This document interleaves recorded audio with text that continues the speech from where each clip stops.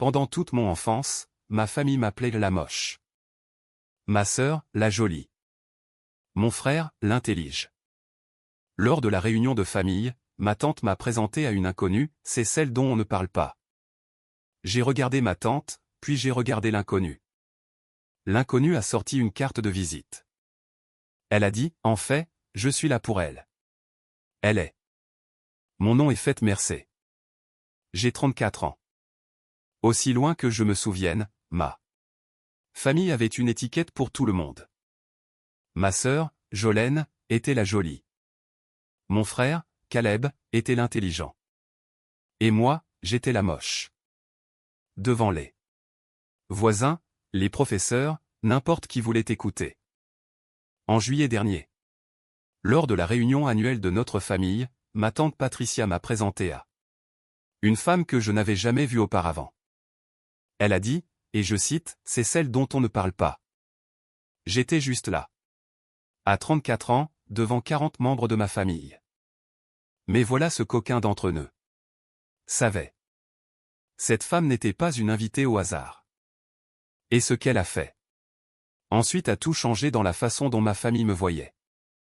Bienvenue à nouveau sur Calm Drama Stories, où les émotions réelles rencontrent des moments qui changent la vie. Si vous avez déjà été celui que votre famille a négligé, cette histoire est pour vous. Laissez un commentaire pour me dire quelle était votre étiquette familiale. Je lis chacun d'eux. Et si vous êtes nouveau ici, abonnez-vous pour ne jamais manquer une histoire. J'avais 6 ans. La première fois que je l'ai entendu. Jolène en avait 8. C'était un dimanche de juin. Et ma mère cousait des robes assorties pour toutes les filles de la famille. Mes cousines, ma sœur, même la belle-fille de ma tante, qui faisait partie de la famille depuis exactement 4 mois. Tout le monde a eu une robe, sauf moi. Jolène a besoin de quelque chose de joli, a dit ma mère quand j'ai demandé. Elle photographie bien. J'ai eu la robe de Pâques de Jolène, une robe jaune avec une tache sur le col. Que ma mère n'a pas pris la peine de traiter parce qu'elle a dit que ça ne se verrait pas sur les photos. Elle avait raison. Je n'étais sur aucune des photos. Cet après-midi-là, nous sommes allés chez ma grand-mère pour un repas partage de l'église. Je me souviens d'être resté sur la pelouse dans ma robe tachée pendant que ma tante Patricia tenait le visage de Jolène à 2 mains et disait, « Celle-là va briser des cœurs. » Puis elle m'a regardé, a penché la tête, s'est tournée vers une voisine et a dit, « Celle-là a eu le nez des Mercé. » Pauvre chose. Ma mère l'a entendu. Elle était à 4 pieds. Elle n'a pas corrigé Patricia. Elle n'a pas dit que ce n'était pas gentil. Elle a ri d'un rire court et doux, comme si Patricia avait dit quelque chose que tout le monde savait déjà. Je suis resté là, dans la robe jaune. 6 ans. Je ne savais pas que le mot « moche » était un verdict. Je pensais que c'était quelque chose que l'on pouvait laver, comme la tache sur mon col, quelque chose de temporaire. Ce n'était pas temporaire. Ma mère, j'allais la prendre de nombreuses années. Plus tard, avait étudié l'architecture pendant 1 an au collège communautaire. Avant de tomber enceinte de Jolène à 19 ans. Elle avait abandonné, épousé mon père, et n'avait plus jamais dessiné un seul bâtiment. Mais je ne le savais pas. Encore. Tout ce que je savais, c'est que ma sœur avait eu une nouvelle robe et moi une étiquette. L'étiquette fonctionnait comme un système de tri. Une fois en place, tout le reste s'organisait autour d'elle. Photos d'école. Chaque automne, les formulaires de commande arrivaient à la maison. Ma mère commandait un forfait. Portrait complet pour Jolène. Grand format 8x10, encadré, pour le mur du salon. Pour moi, elle cochait la case, format portefeuille, à 2,50 $. La photo allait dans un tiroir de cuisine avec les coupons périmés et les piles mortes. Anniversaire. Jolène avait des fêtes à thème. Fête de princesse à 7 ans. Fête au spa à 10 ans. Fête à la piscine à 12 ans avec un DJ. Mon anniversaire était 3 semaines après celui de mon frère Caleb. Chaque année, ma mère les combinait. C'est plus logique, disait-elle. Le gâteau disait toujours « Joyeux anniversaire Caleb », avec mon nom glissé en dessous en plus petite. Lettre de glaçage, comme une pensée après coup que quelqu'un avait rattrapé à la dernière minute. Matin de Noël. Jolène ouvrait des boîtes de tenues soigneusement choisies, ensemble. Coordonnées, chaussures assorties, un manteau à col de fausse fourrure. L'année de ses 14 ans. J'ai reçu des livres. Tu aimes lire, n'est-ce pas, disait ma mère, non pas comme une question, mais comme une instruction. Voilà ce que tu es. Voilà ce que tu obtiens. Mon frère Caleb a également joué son rôle. L'intelligent. Il a accepté son étiquette et l'a appliquée directement en quittant la maison. À 17 ans. Admission anticipée à une université d'État à 400 miles de là. Il n'était ni cruel ni gentil avec moi. Il était absent. Et l'absence, j'ai appris, est une forme d'accord en soi. Une étiquette n'est pas un mot. C'est un laissez-passer. Elle dit à tout le monde autour de vous exactement l'espace que vous avez le droit d'occuper, l'attention que vous méritez, l'effort que vous valez. Ma famille a écrit ce laissez-passer quand j'avais 6 ans, et chaque année. Après cela, ils l'ont renouvelé. Si vous voulez savoir comment une famille vous voit vraiment, comptez les photographies. Notre salon avait 14 photos encadrées. Sur le mur. Ma mère les a arrangées elle-même, style galerie, centrée au-dessus du canapé. Jolène apparaissait dans les 14. Mon frère apparaissait dans 6. J'apparaissais dans 3. Sur la première, j'étais partiellement caché. Derrière une cousine à un pique-nique du 4 juillet. Sur la deuxième, mon visage était à moitié coupé par le bord du cadre, comme si celui qui l'avait monté ne m'avait pas remarqué glisser hors de vue. Sur la troisième, j'avais 5 ans. Je plissais les yeux au soleil, tenant un ballon. Celui-là est resté accroché parce que le ballon était rouge et correspondait au coussin du canapé. L'arrangement n'était pas accidentel. À chaque séance photo de famille, ma mère nous dirigeait comme une décoratrice de plateau. Jolène au centre. Caleb à gauche. Faites, recule un peu. Et je le faisais à chaque fois. 1 pas en arrière, 2 pas en arrière, jusqu'à ce que je sois un meuble. À la remise des diplômes de Jolène, ma mère a pris 47 photos.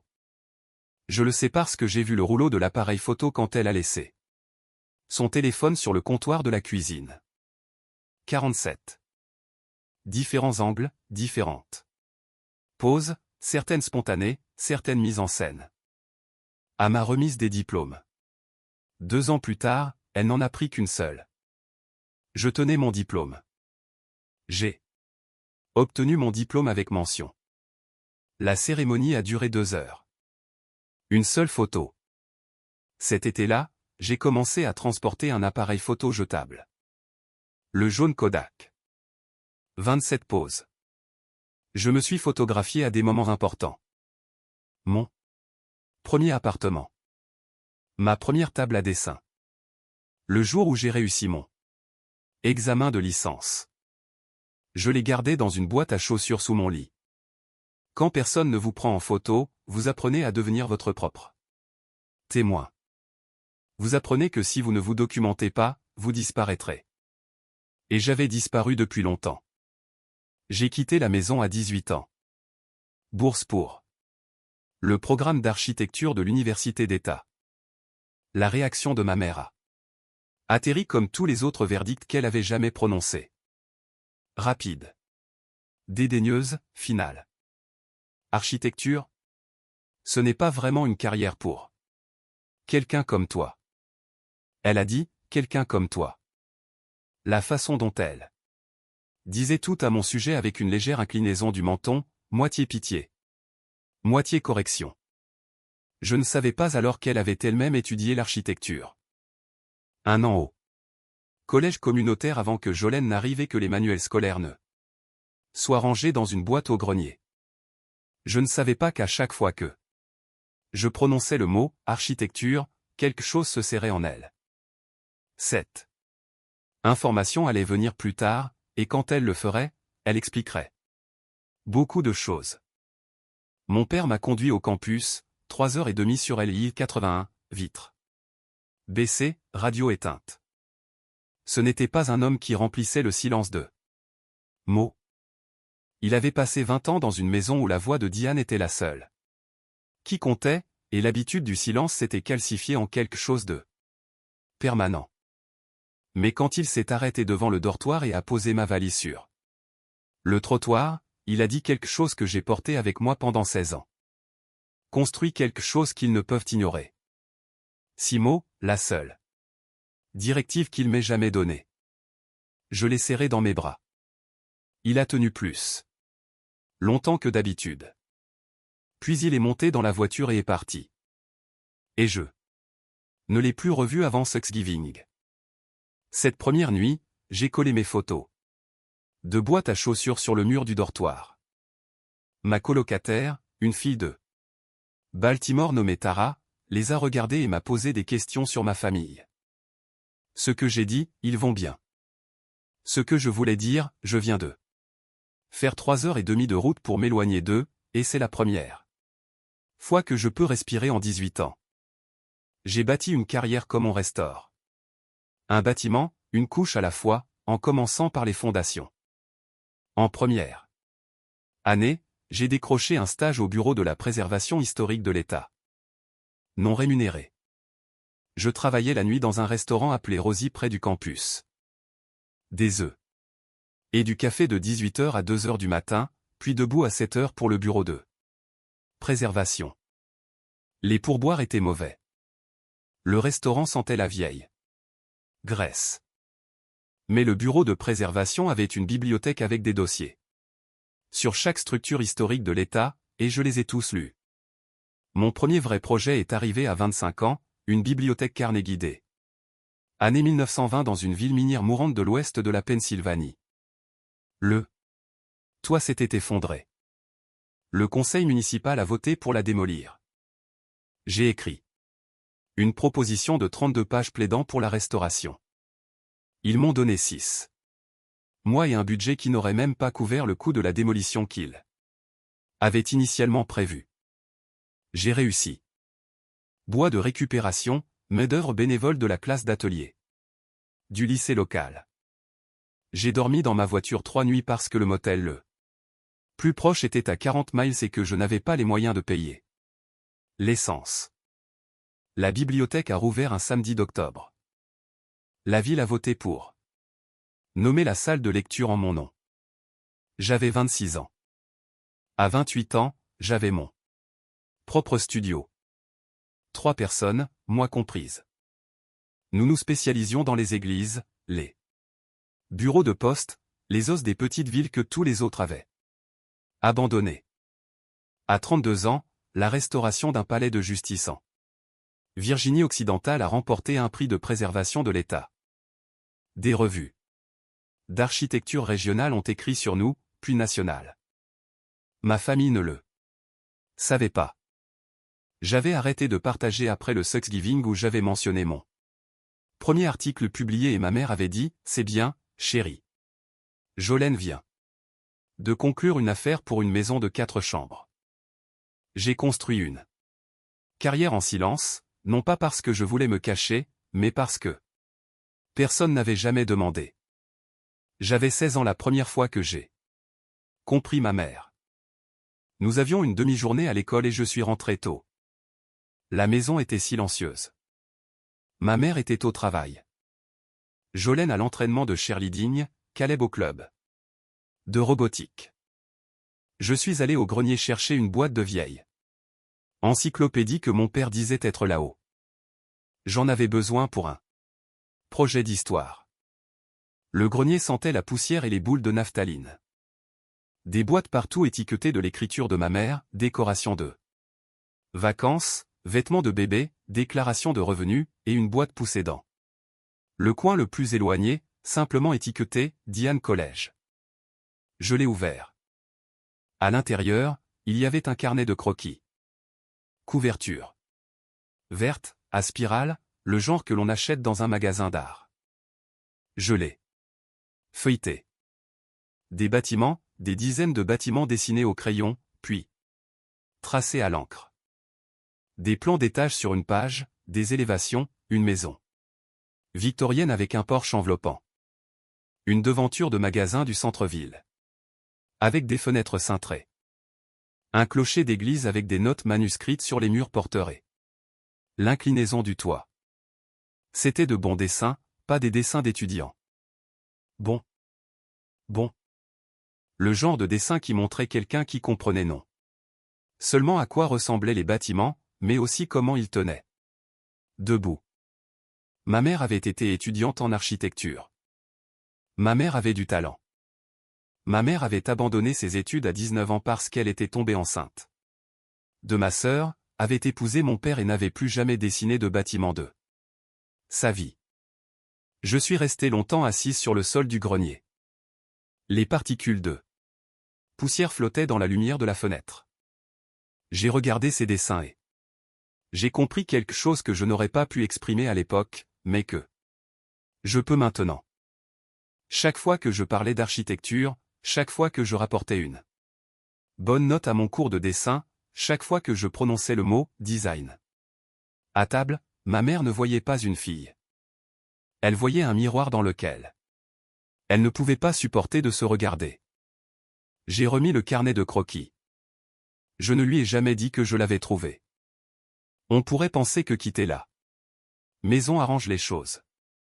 Cette distance, ce temps, et une carrière que vous avez construite de vos propres mains, réécriveraient l'histoire.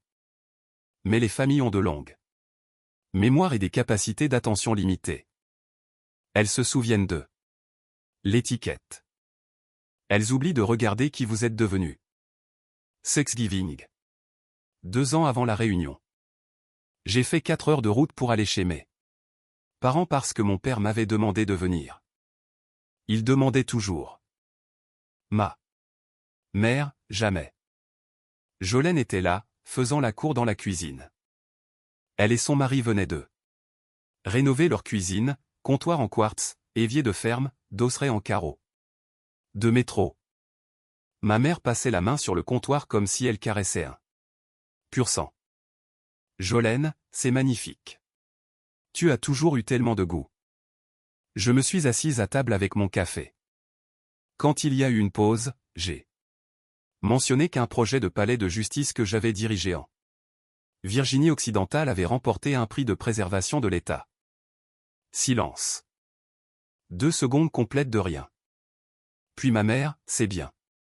Peux-tu passer les canneberges? Jolène, appuyée contre son comptoir en quartz, c'est comme la rénovation de maison? J'ai dit, non, pas exactement. Elle inclina la tête. Eh bien, ça ressemble à un passe-temps. Après le dîner, j'ai aidé à faire la vaisselle. Ma mère était à l'évier. Tante Patricia séchait. Elle pensait que j'étais dans l'autre pièce, mais j'étais juste derrière elle, cherchant une serviette. Ma mère dit à Patricia, de la voix qu'elle utilisait quand elle pensait être discrète, au moins, elle s'occupe. J'aimerais juste qu'elle fasse quelque chose pour, et puis elle fit un geste. Elle agita la main devant son propre visage. Elle ne dit même plus le mot. Elle fit juste un geste, et Patricia rit. Je serrai la serviette. Je ne me retournai pas. Je finis la vaisselle et je rentrai chez moi, 4 heures dans le noir. 6 mois après ce Thanksgiving, mon père a eu un AVC mineur, a dit le médecin. Il a perdu une partie de sa mobilité du côté gauche, mais a conservé sa parole. Il a eu de la chance. J'ai fait 4 heures de route pour me rendre à l'hôpital la nuit où c'est arrivé. Quand je suis entré dans sa chambre, ma mère et Jolène étaient déjà là. Ma mère a levé les yeux. Oh, tu es venu. Pas de chaleur, de la surprise. Comme si j'étais venu à une fête où je n'avais pas été invité. Je suis resté 3 jours. Pendant que mon père se rétablissait, j'ai aidé à organiser son bureau à domicile, à classer les papiers d'assurance, à trouver sa liste de médicaments, à vider les tiroirs de son bureau. C'est là que je l'ai trouvé. Tiroir du bas, une pochette en papier Kraft, épaisse, maintenue par un élastique. Je l'ai sorti. À l'intérieur, des articles, tous sur moi. Des coupures de presse. De journaux de petite ville, des impressions de blogs d'architecture dont je n'avais jamais entendu parler, des annonces de prix, une copie scannée de l'article du West Virginia Preservation Journal, une photographie de la bibliothèque restaurée. Il l'avait imprimé sur du papier ordinaire depuis son ordinateur personnel, légèrement pixelisé, les couleurs un peu trop chaudes. Le dossier s'étendait sur 8 ans. Il les avait collectionnés depuis mon premier projet publié.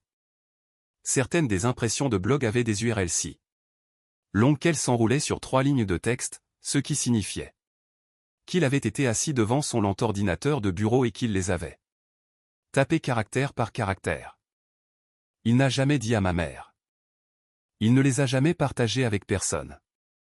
Il les a juste gardés dans le tiroir du bas, sous ses déclarations de revenus. Je me suis assise sur le sol de son bureau, le dossier sur mes genoux. Je n'ai pas pleuré.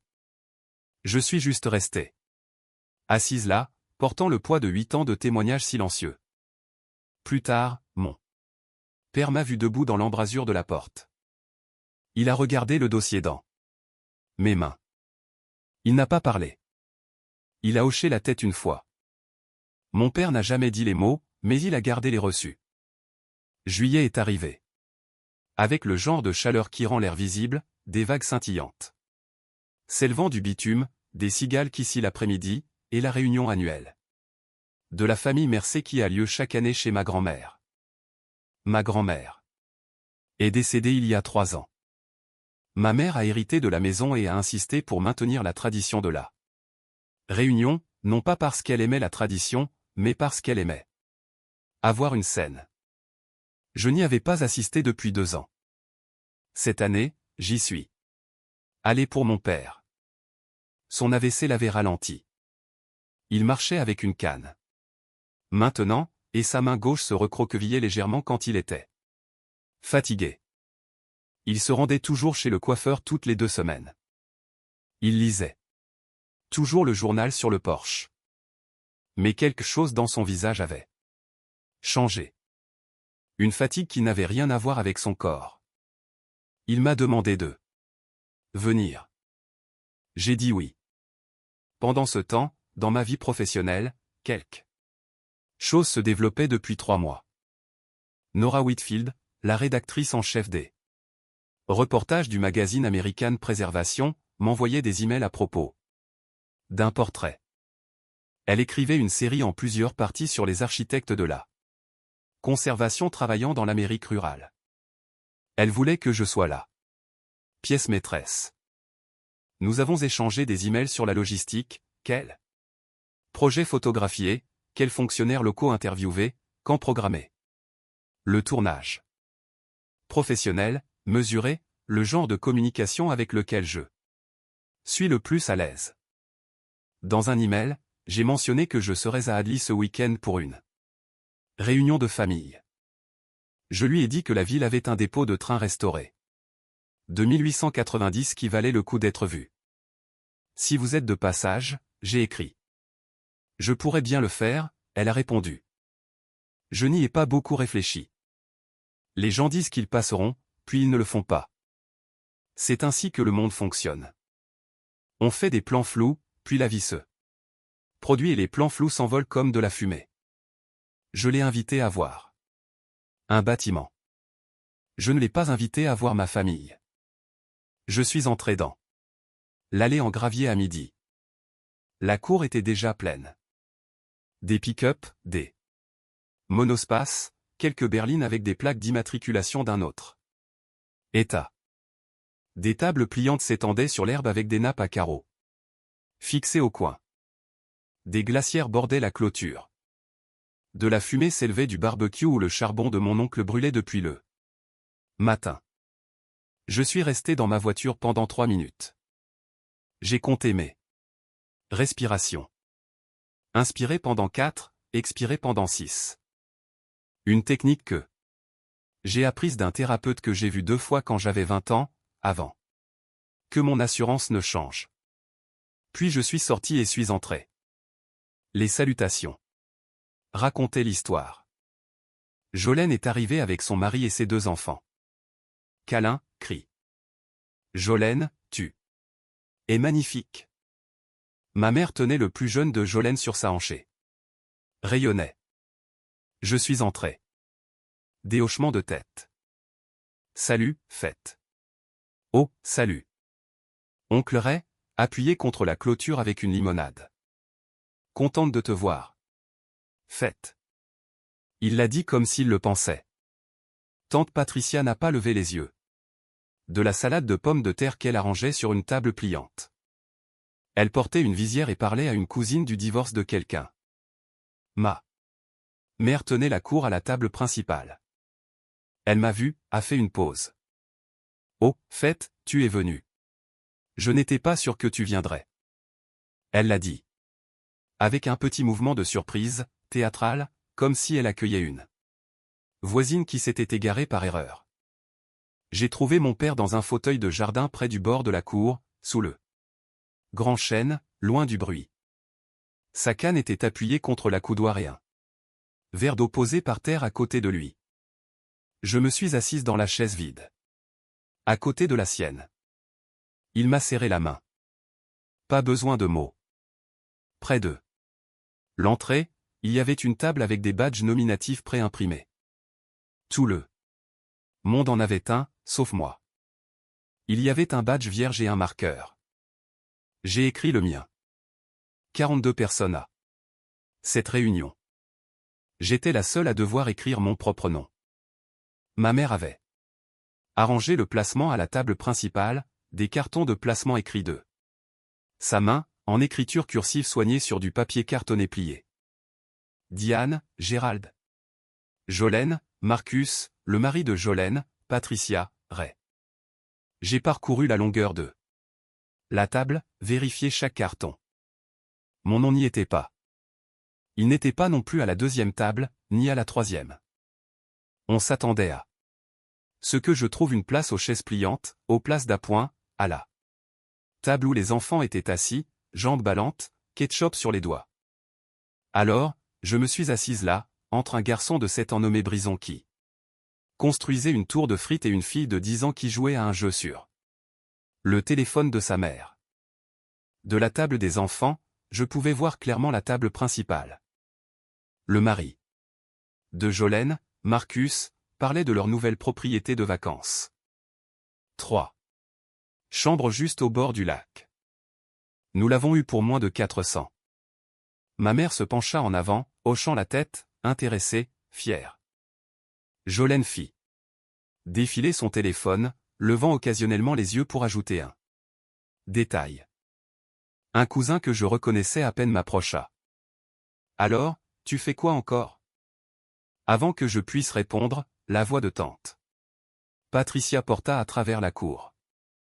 Elle fait quelque chose avec de vieux bâtiments, elle les répare ou quelque chose comme ça.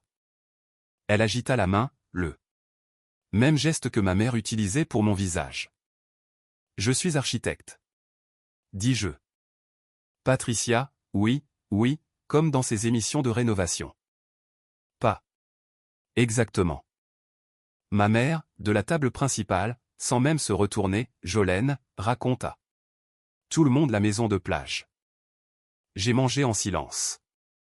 Salade de pommes de terre, un hamburger légèrement rosé au milieu, une tasse de limonade qui avait le goût d'avoir été mélangé avec trop d'eau. J'ai observé la dynamique que j'observais depuis 34 ans, la même chorégraphie, les mêmes rôles, le même scénario. J'avais regardé cette performance toute ma vie. Ce que je ne savais pas, c'est que quelqu'un d'autre allait la regarder aussi.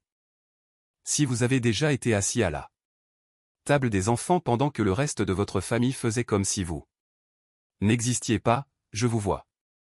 Ce sentiment d'invisibilité ne signifie pas que vous êtes invisible. Cela signifie qu'ils ont cessé de regarder.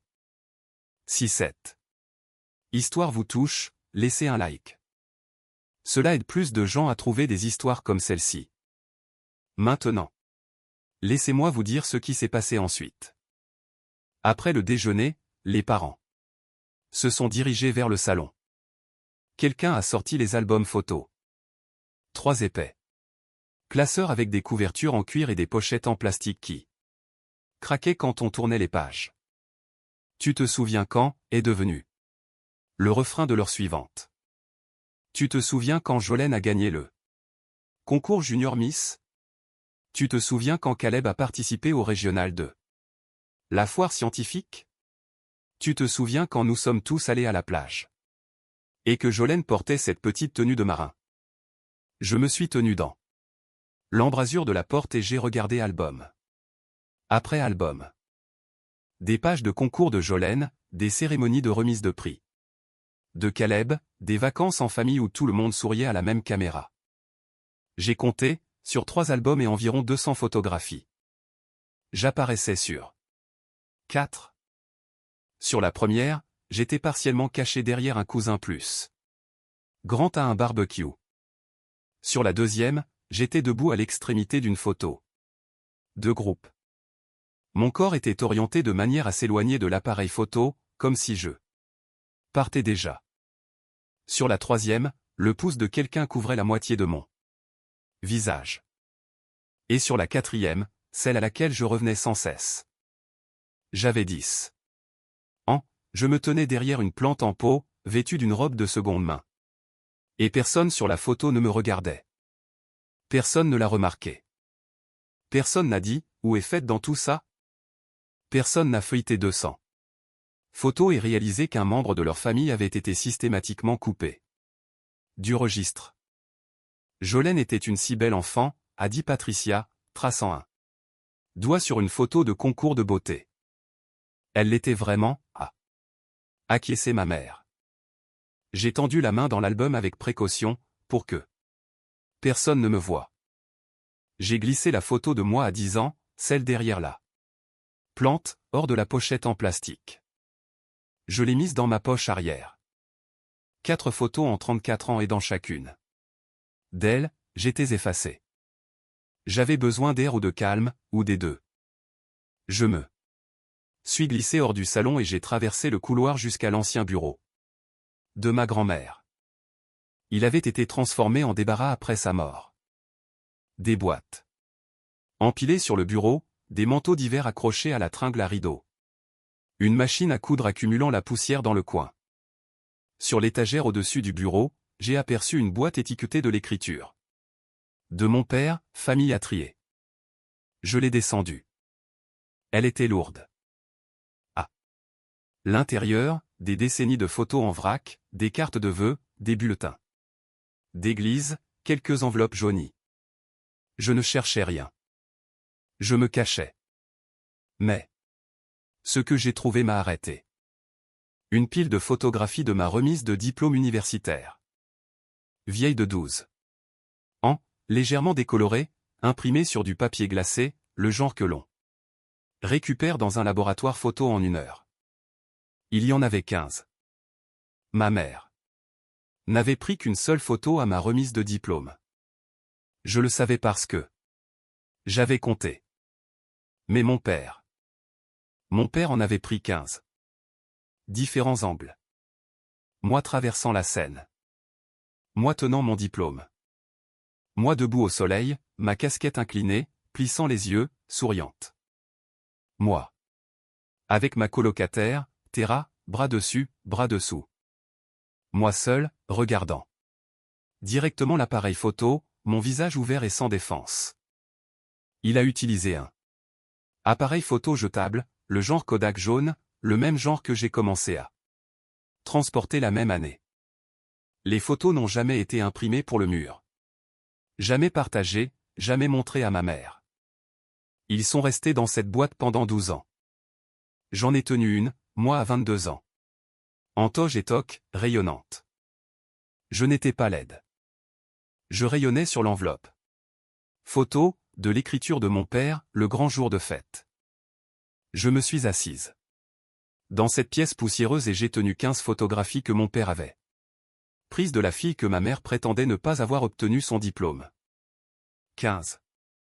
Il en a pris 15.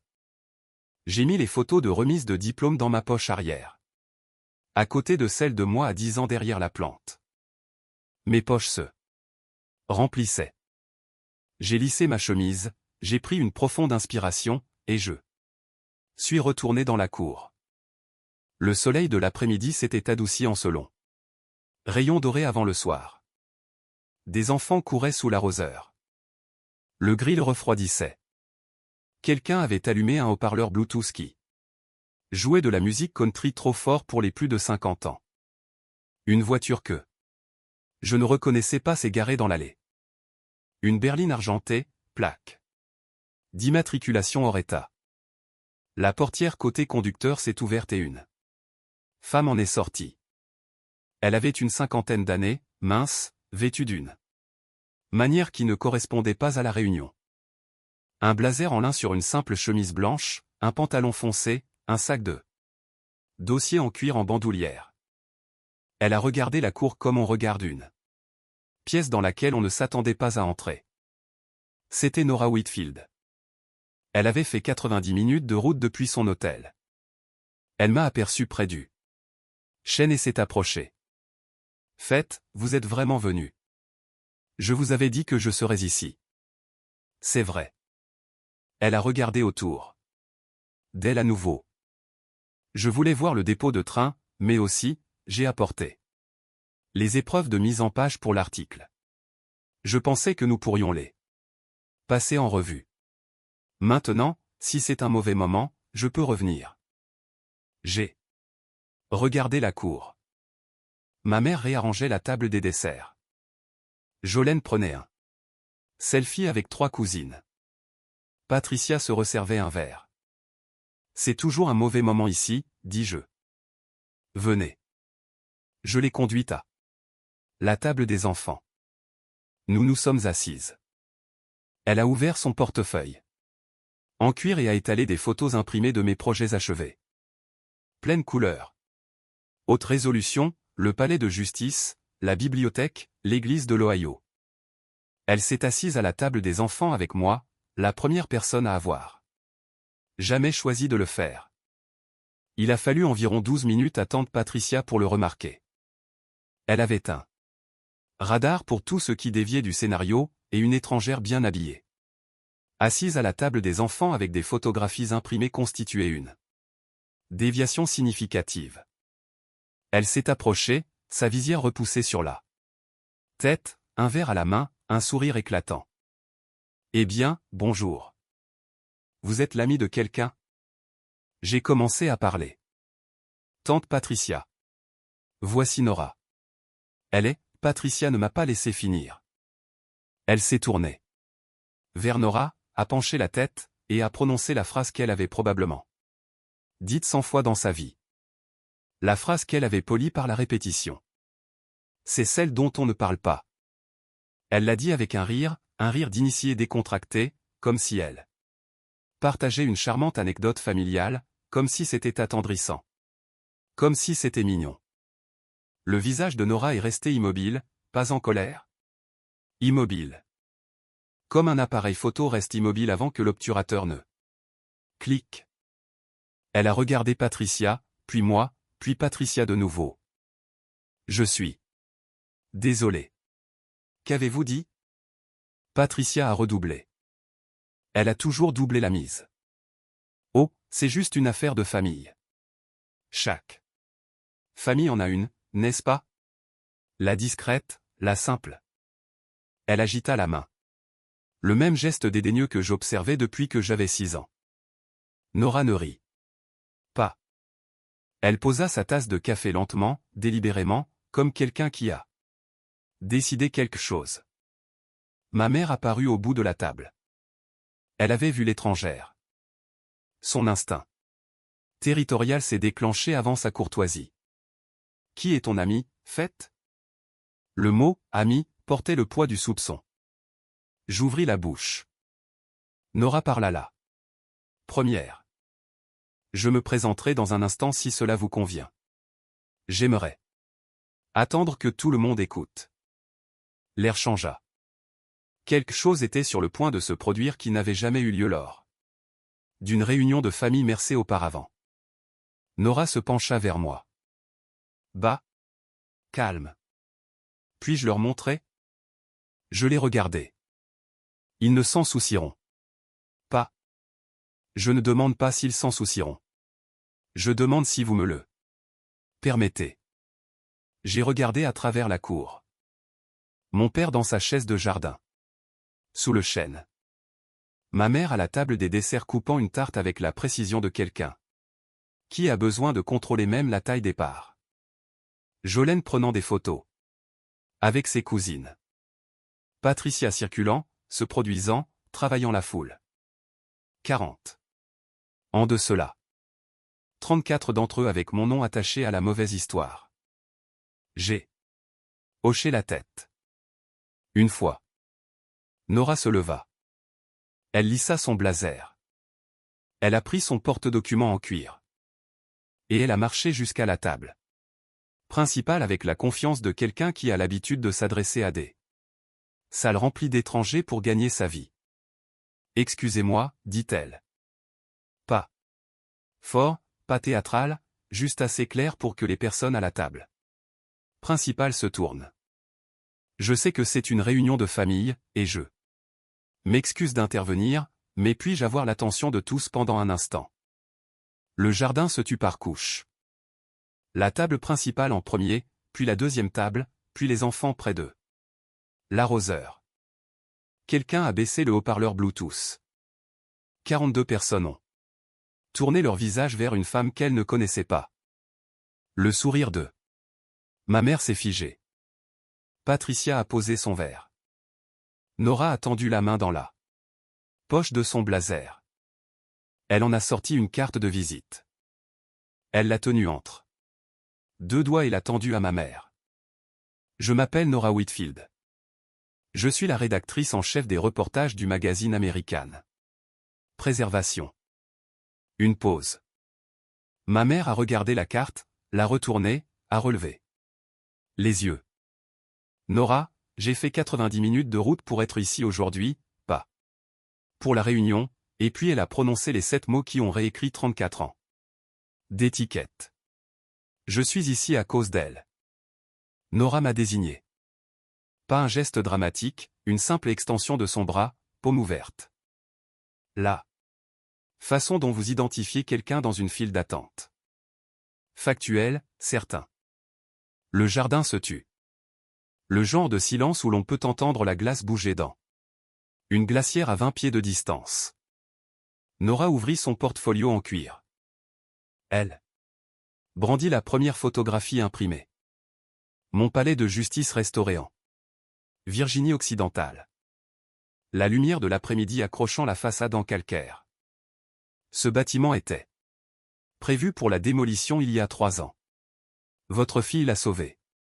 Sa restauration a remporté le prix d'État pour la préservation. Elle brandit la deuxième photo. La bibliothèque des années 1920 en Pennsylvanie, ses fenêtres cintrées étincelantes. Ce fut son premier grand projet. Elle avait 25 ans. La ville a voté pour nommer la salle de lecture en son honneur. Une troisième photo. Une église en planches de bois blanche dans l'Ohio rural. Clocher restauré, vitraux nettoyés et réinstallés. La congrégation nous a écrit 63 lettres. 63 familles nous ont demandé de présenter l'architecte qui a sauvé leur église.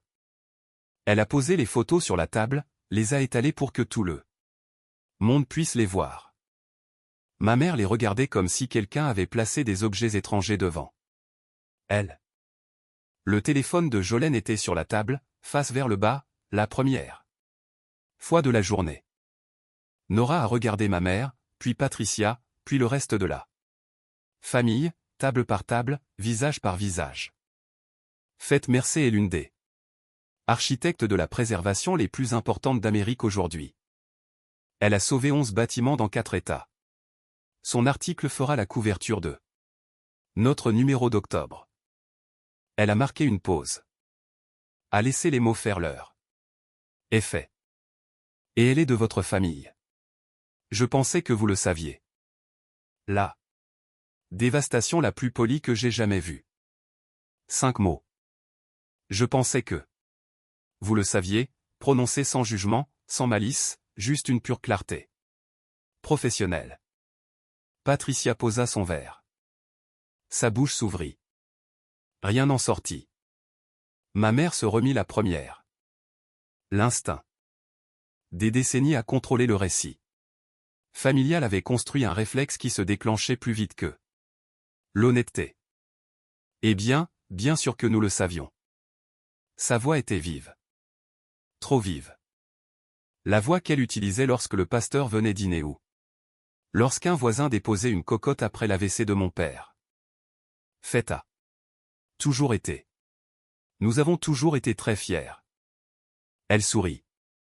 Le sourire n'atteignit pas ses yeux. Il s'arrêta quelque part au niveau de ses pommettes et y resta, épinglé comme une boutonnière. Je ne dis rien.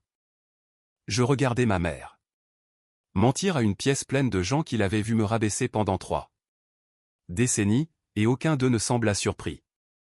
Ils y étaient habitués.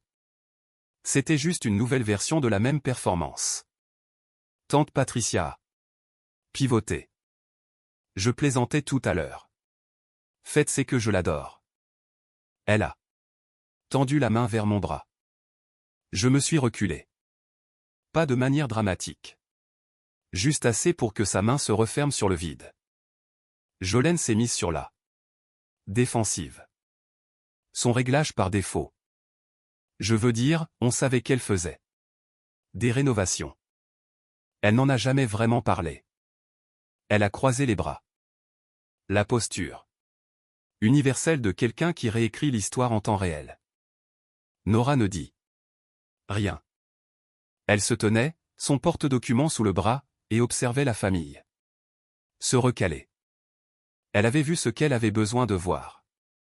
À la deuxième table, une cousine chuchota quelque chose à son mari. Oncle reposa son assiette. Il me regardait. Pas ma mère, pas Patricia. Moi. Et puis la nièce de mon père. Une jeune fille de 16 ans nommée Samantha, que je n'avais rencontrée que 2 fois, s'approcha de l'arroseur, de l'eau dégoulinant de ses cheveux. Elle regarda les photos sur la table, me regarda.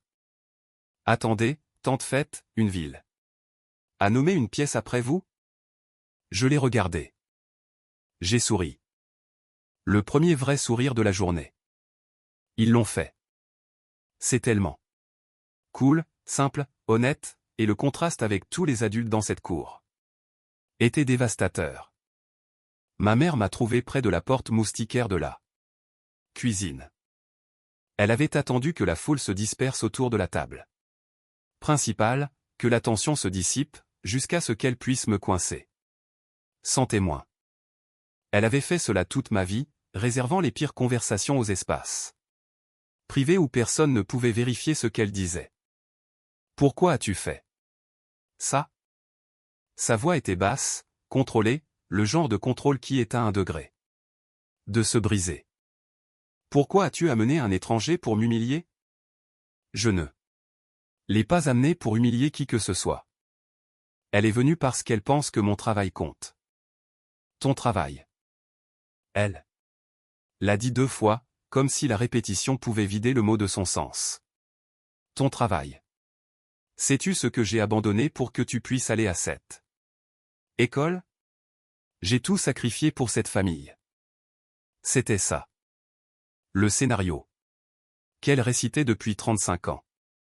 Le script qui transformait chaque conversation sur mes réalisations en un monologue sur ses pertes. Tu as sacrifié ton programme d'architecture quand tu es tombée enceinte de Jolene, ai-je dit. Je sais. J'ai trouvé ton carnet de croquis. La couleur a quitté son visage. Pas lentement, tout à la fois, comme si quelqu'un avait tiré une bonde. Elle m'a regardé. Sa bouche bougeait, mais aucun son ne sortait pendant 3 secondes complètes. Cela ne te regarde pas. Tu es talentueuse, maman. Tu es vraiment talentueuse. J'ai gardé ma voix égale. Mais ce n'est pas de ma faute. Elle ne pouvait pas répondre à cela. Il n'y avait pas de script pour ça. Pas de diversion, pas de récit de victime qui puisse absorber le simple fait que sa fille avait vu son talent, l'avait reconnu et avait refusé de s'excuser d'eux. L'avoir hérité. Ma mère se retourna, se dirigea vers la salle de bain. J'entendis le loquet se fermer. La femme qui avait passé 34 ans à me rendre invisible venait de se faire disparaître elle-même. Je sais ce que certains d'entre vous pensent. Comment une mère peut-elle en vouloir à son propre enfant de poursuivre le même rêve? Mais c'est la chose avec les schémas familiaux. Ils n'ont pas de sens de l'extérieur. Ils n'ont de sens que pour les gens qui y sont piégés. Si vous regardez cela et hochez la tête, vous comprenez. Restez avec moi. La partie la plus difficile arrive. Jolène m'a trouvé sur le porche. Elle se tenait dans l'embrasure de la porte, les bras croisés, éclairée par les fluorescents de la cuisine. Elle avait une expression sur le visage. J'ai reconnu l'expression de quelqu'un qui se prépare à être raisonnable tout en disant des choses déraisonnables. Tu sais, tu aurais pu nous parler de tes projets. Je l'ai fait à Thanksgiving il y a 2 ans. Tu as appelé ça un passe-temps. Elle cligna des yeux. Le souvenir était là quelque part, enfoui. Sous 2 ans de comptoir en quartz et de maison de vacances et de l'hypothèse confortable quelle était la plus importante. Je n'ai pas. Je veux dire, je ne savais pas que c'était si grand. C'est ça. Le problème, Jolène, tu n'as pas demandé. Elle a déplacé son poids, a changé de tactique. Écoute, nous sommes sœurs. Ne pouvons-nous pas? Ne pouvons-nous pas faire ça maintenant? Tout le monde nous regarde. Tout le monde m'a regardé toute ma vie.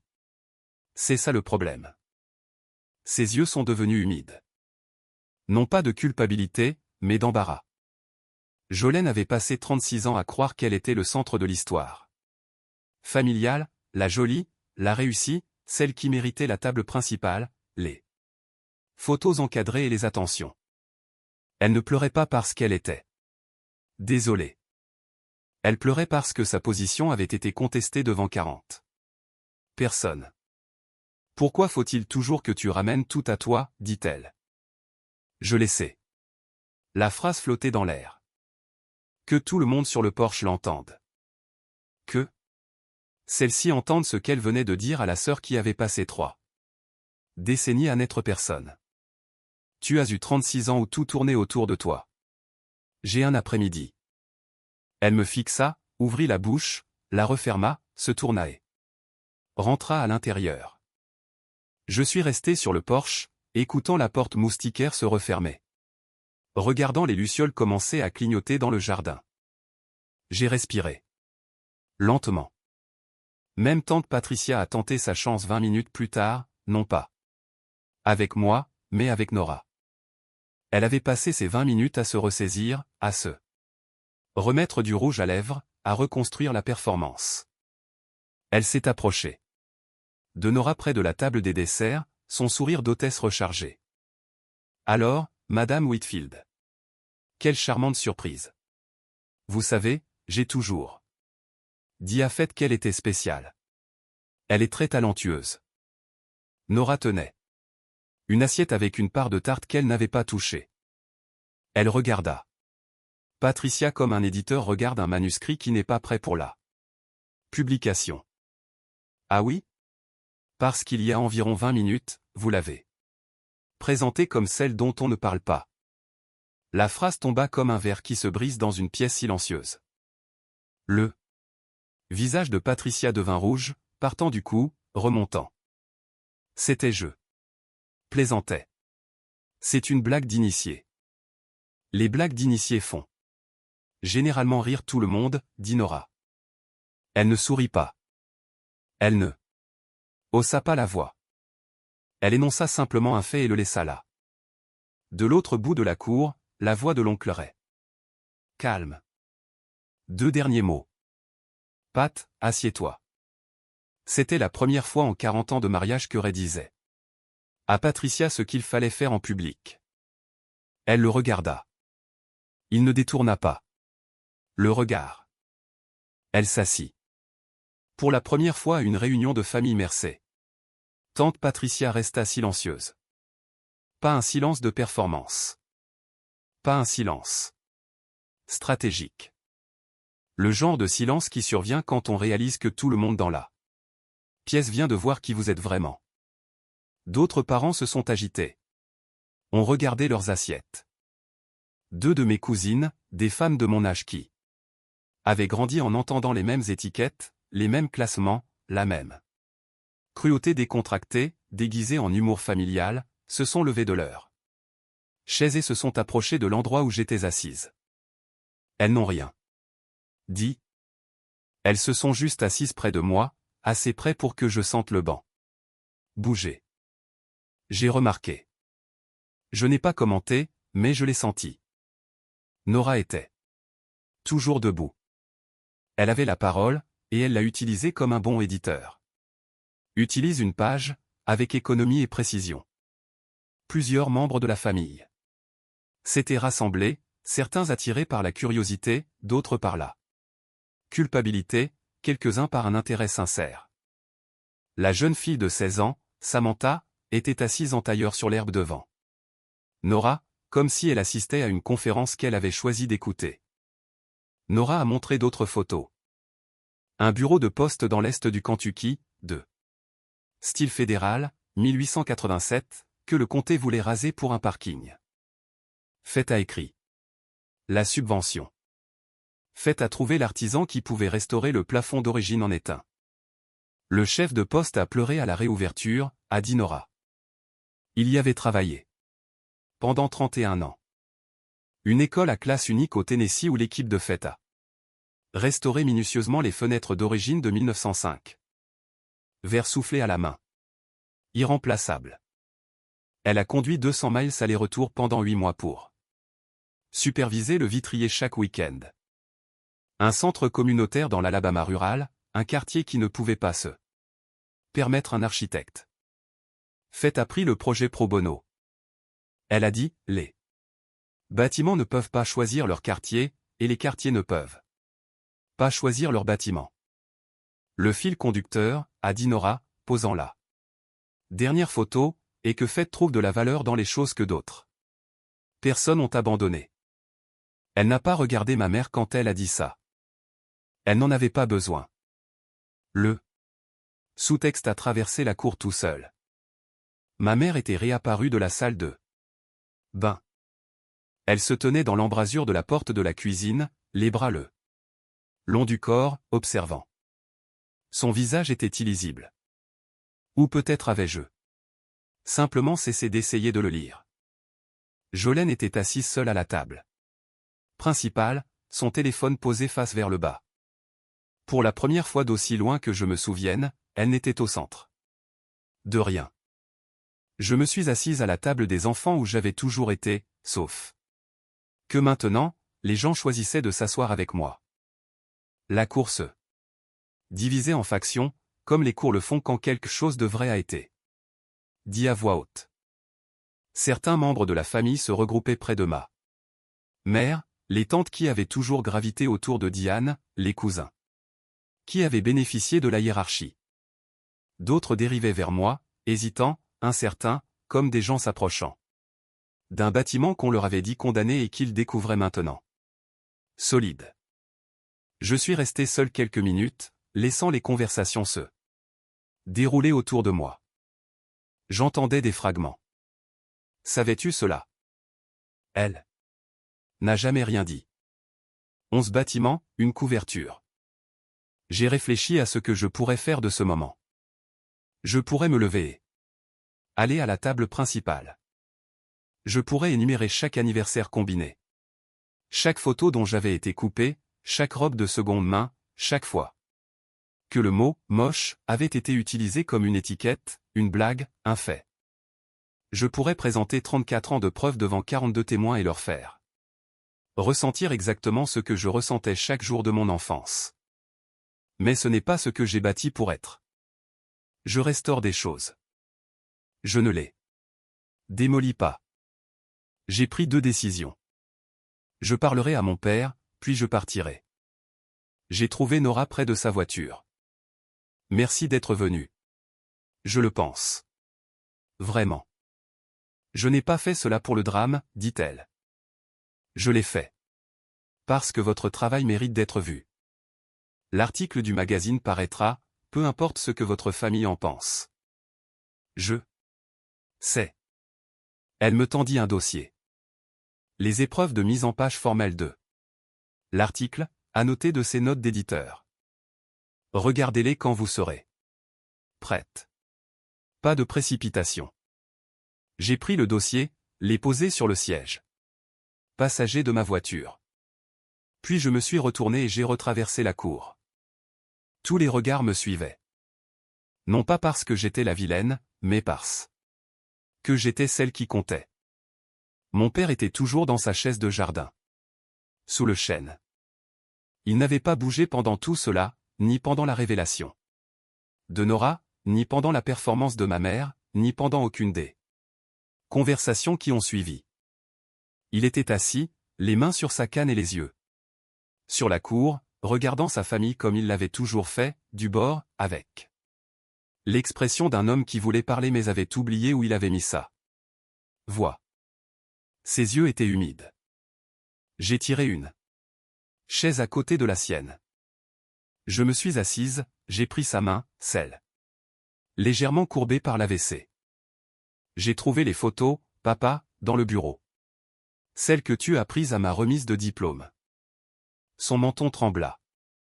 Il regarda les branches de chêne au-dessus, puis me regarda à nouveau. 15 photos. Dis-je. Tu en as pris 15. 3 secondes de silence. Puis, d'une voix que j'ai dû me pencher pour entendre, ça aurait dû être plus. J'ai tendu la main dans ma poche arrière, j'ai sorti une des photos de remise de diplôme, celle de moi à 22 ans, rayonnante, tenant mon diplôme.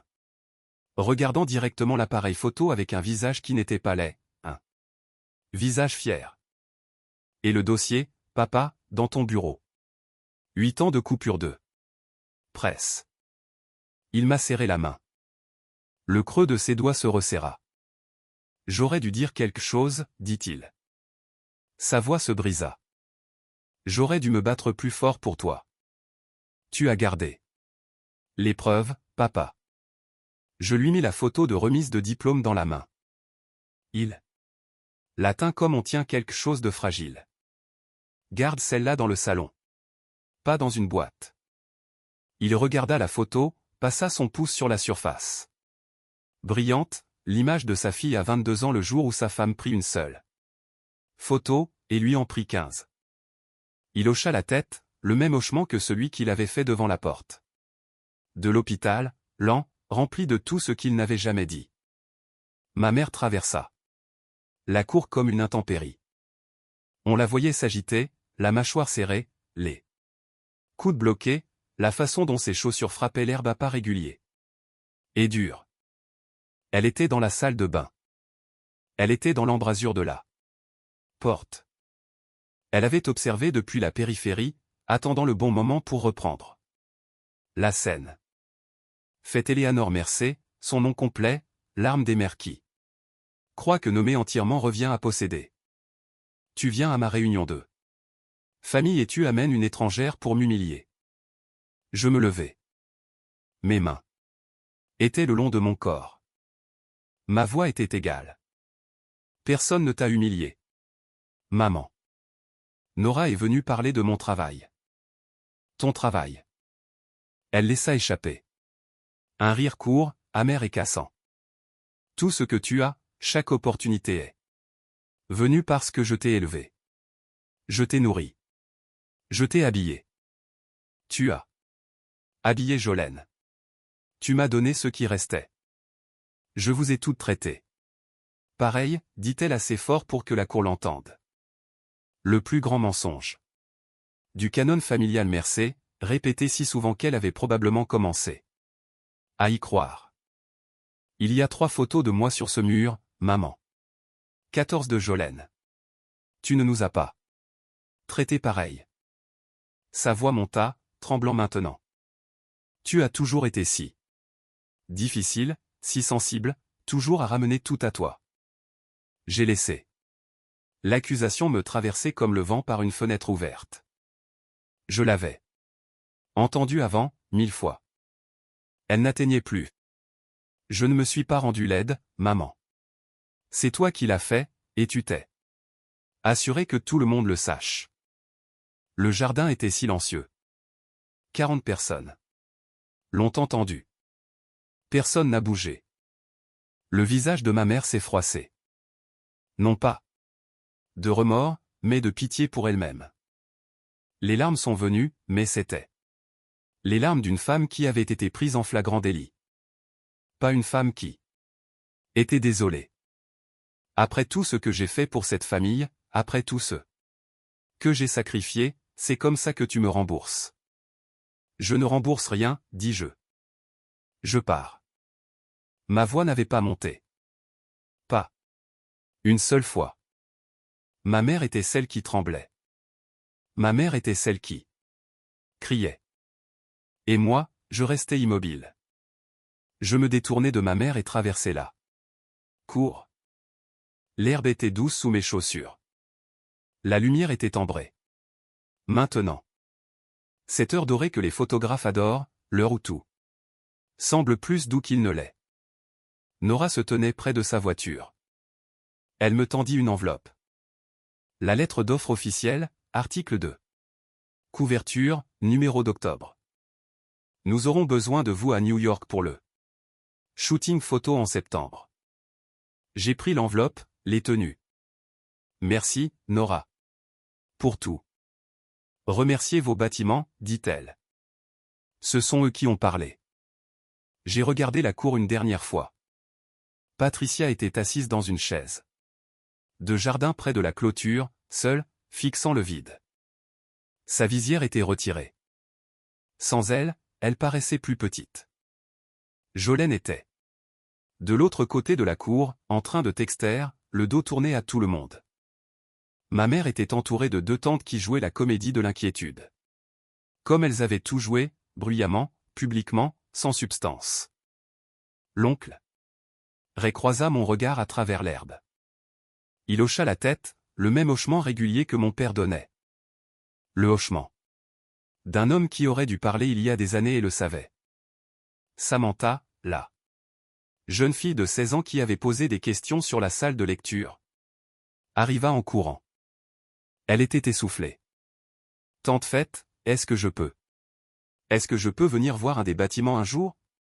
Comme visiter l'un d'eux? Je la regardais. Cheveux mouillés, pieds nus, yeux grands et simples. D'une manière que les adultes perdent. N'importe quand, dis-je. Je te ferai visiter moi-même. Elle m'a serré dans ses bras, bref, féroce. Le genre de câlin qui n'a pas d'arrière-pensée. Puis elle s'est retournée et a couru vers l'arroseur. J'ai regardé le sol près de la table principale. La carte de visite de Nora, celle qu'elle avait tendue à ma mère, était par terre.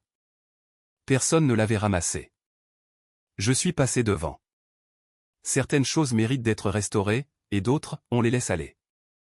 Je suis monté dans ma voiture, j'ai posé l'enveloppe avec la lettre d'offre sur le siège passager à côté des épreuves de mise en page. Par-dessus, j'ai placé la photo de remise de diplôme, une copie que mon père avait insisté pour que je garde. Une pour moi, une pour toi, avait-il dit. Un secret entre 2 personnes silencieuses. J'ai quitté l'allée en gravier. Je n'ai pas regardé dans le rétroviseur. L'autoroute se déroulait devant moi, droite et longue et vide, comme seules les autoroutes d'été en début de soirée peuvent l'être. J'ai roulé les fenêtres. Baissé. Je n'ai pas allumé la radio. Le vent était suffisant. Le silence était suffisant. À 50 miles, mon téléphone a vibré. Un texto de mon père. 2 mots, fier toujours. Je me suis garé sur le bas-côté. Je l'ai lu 2 fois. L'écran s'est brouillé un instant et j'ai réalisé que mes yeux étaient humides. Je les ai essuyés du revers de la main. J'ai posé le téléphone dans le porte-gobelet et j'ai continué à conduire. J'ai passé 34 ans à essayer de prouver que je valais la peine d'être vu. Il s'avère que je n'avais rien à prouver. J'avais juste besoin d'arrêter de chercher la preuve au mauvais endroit. Vers le mile 90, j'ai dépassé un bâtiment. Sur le bord de l'autoroute. Une vieille station-service barricadée, des vignes rampant sur le toit, des mauvaises herbes fendant le parvis en béton. Le genre de bâtiment que la plupart des gens dépassent sans un second regard. J'ai ralenti, je l'ai regardé, j'ai étudié la ligne de toit, les cadres de fenêtres, les ossements sous la négligence. J'ai souri. Celui-là pourrait valoir la peine d'être sauvé. J'ai continué à conduire. 3 mois plus tard, le numéro d'octobre est sorti. Mon visage était en couverture. Le visage que ma famille a qualifié de laid pendant 34 ans. En couverture d'un magazine national d'architecture. J'ai été photographié debout devant le palais de justice. Restauré en Virginie occidentale. Pas souriante, pas posant, juste debout, les bras le long du corps, regardant droit dans l'objectif comme mon père m'avait appris à me tenir. Stable. Présente, recensée. Mon père a encadré la couverture. Il l'a accrochée au mur du salon à côté de la photo de remise de diplôme de Jolene. Ma mère ne l'a pas décroché. Elle ne l'a pas non plus reconnu. Il est resté là, un fait silencieux dans une maison qui avait passé des décennies à éviter les faits me concernant. Jolene a envoyé un texto une fois. J'ai vu le magazine. Félicitations. J'ai répondu. Merci. Rien de plus. Tante Patricia ne m'avait pas parlé depuis la réunion. Oncle Ray a envoyé une lettre manuscrite sur du papier ligné d'un bloc-notes. Juridique. J'aurais dû dire quelque chose il y a des années. Désolé ne couvre pas tout.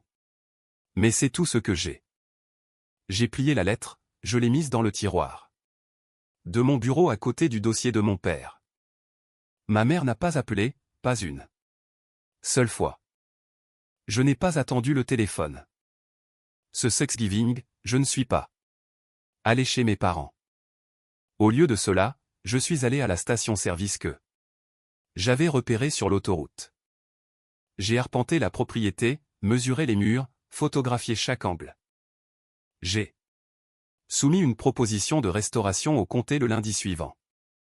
Espace communautaire pro bono. Un bâtiment que personne ne regardait, dans un endroit où tout le monde passait sans s'arrêter. Je savais quelque chose à ce sujet. Mon studio, fin d'après-midi. La lumière venant des fenêtres était la même ambre que ce soir-là à la réunion. Et je la laissais sur mon bureau sans allumer la lumière du plafond. La boîte à chaussures était toujours là. La même boîte à chaussures de l'université, maintenant maintenue avec du ruban adhésif à un coin. À l'intérieur, les photos que j'ai prises de moi quand personne d'autre ne le ferait. Mon premier appartement, ma première table à dessin, le jour où j'ai réussi mon examen de licence, toute prise avec des appareils photo jetables, le genre Kodak jaune. J'ai ajouté 2 nouvelles photos, la couverture du magazine et la photo d'avant de la station-service. Puis j'en ai ajouté une autre. La photo de moi à 10 ans. Derrière la plante, dans la robe de seconde main. Celle que j'avais glissée de l'album à la réunion. Je l'ai tenue. Petite fille, grande plante, personne ne la regardait. J'ai brandi la couverture. Femme de 34 ans, debout seule. Tout le monde la regardait. La même fille, ai-je dit à la pièce vide. La même fille. J'ai placé les photos côte à côte dans la boîte à chaussures. J'ai fermé le couvercle, je l'ai posé sur l'étagère au-dessus de mon bureau. Se trouvaient mes outils de dessin. Certaines personnes gardent des trophées. Moi, je garde la preuve que j'étais là. Voici ce que je sais maintenant. On ne peut pas restaurer une famille qui ne veut pas être réparée. Mais vous pouvez construire une vie qui n'a pas besoin de leur approbation pour se tenir. Chaque bâtiment que j'ai jamais sauvé a commencé de la même manière. Quelqu'un l'a regardé et a dit qu'il était sans valeur.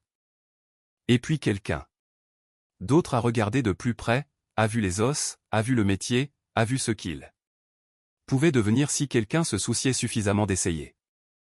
Je n'ai jamais été la laide. J'étais juste dans la mauvaise pièce. C'est mon histoire. 34 ans d'étiquette. Une étrangère avec une carte de visite et une boîte à chaussures pleine de preuve que j'ai toujours valu la peine d'être vu. Si cette histoire vous a rappelé votre propre famille, partagez-la avec quelqu'un qui a besoin de l'entendre. Laissez un commentaire. Cliquez sur s'abonner.